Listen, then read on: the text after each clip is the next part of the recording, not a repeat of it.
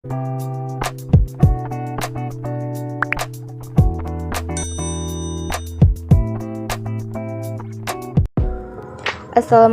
warahmatullahi wabarakatuh. Perkenalkan, nama saya Desi Elisanti dari Prodi Pendidikan Bahasa dan Sastra Indonesia dengan NPM 21881011023. Di sini saya akan menjelaskan materi yang telah diberikan oleh Bapak Windo Diki Irawan. Terlebih dahulu, saya akan menjelaskan pengertian linguistik. Linguistik adalah ilmu yang mengambil bahasa sebagai objek kajiannya, atau lebih tepatnya telaah ilmiah mengenai bahasa manusia. Selanjutnya, hakikat bahasa. Hakikat bahasa ada dua, yaitu 1. Analisis bawaan langsung adalah suatu teknik dalam menganalisis unsur-unsur, dan bawaan langsung adalah satu kalimat mempunyai beberapa makna.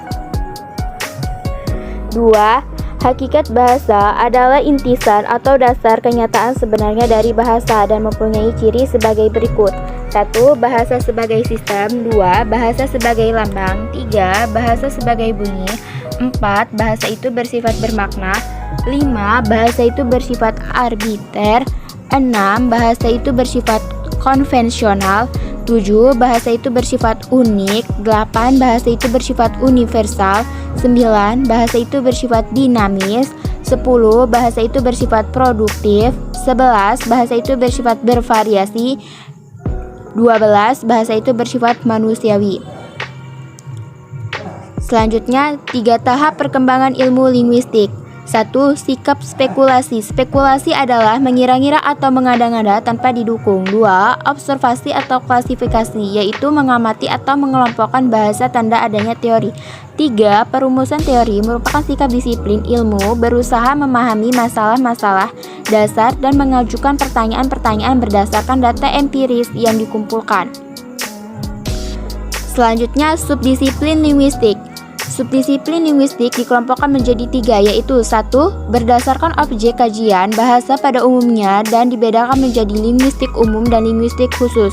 2. Berdasarkan objek kajian bahasa pada masa tertentu atau bahasa pada sepanjang masa, dibedakan menjadi linguistik sinkronik dan linguistik diakronik. 3. Berdasarkan objek kajian struktur internal bahasa atau bahasa itu dihubungkan dibedakan menjadi linguistik mikro dan linguistik makro. Selanjutnya, variasi bahasa menurut Heimas.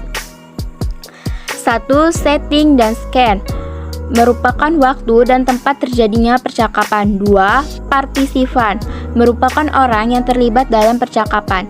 3. Ends merupakan maksud dan hasil percakapan. 4. Sequence merupakan bentuk dan isi percakapan. 5. Key merupakan cara atau semangat dalam melaksanakan percakapan. 6. Instrumentalitas merupakan jalur percakapan apakah lisan atau bukan. 7. Genres merupakan kategori bahasa yang digunakan. 8. Norms aturan yang membatasi peristiwa tutur. Baik, selanjutnya kontak bahasa.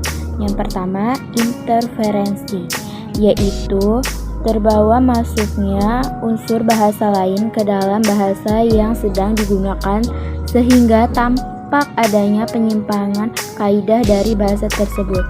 2. Integrasi, yaitu unsur-unsur yang berintegrasi telah disesuaikan baik lafal ejaan.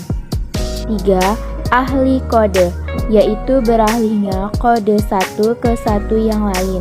4. Campur kode, yaitu biasanya terjadi tanpa sebab atau alasan. Selanjutnya, klasifikasi bahasa. Yang pertama, pendekatan genetis. Didekatkan dengan melihat garis keturunan bahasa-bahasa itu. Artinya, suatu bahasa berasal dari yang lebih tua, kemudian pecah dan menurunkan 2 bahasa baru. Berdasarkan kriteria bunyi dan arti, yaitu atas kesamaan bentuk atau bunyi dan makna yang dikandung. 2. Pendekatan tipologis. Didekatkan berdasarkan dengan kesamaan tipe yang terdapat pada sejumlah bahasa, seperti mengenai bunyi, morfem, kata, frase, kalimat sehingga dapat dilakukan pada semua tata bahasa. 3. Pendekatan areal. Dilakukan berdasarkan adanya hubungan timbal balik antara bahasa yang satu dengan yang lain dalam satu areal tanpa adanya memperhatikan ada atau tidaknya kekerabatan kedua bahasa tersebut. 4. Pendekatan sosiolinguistik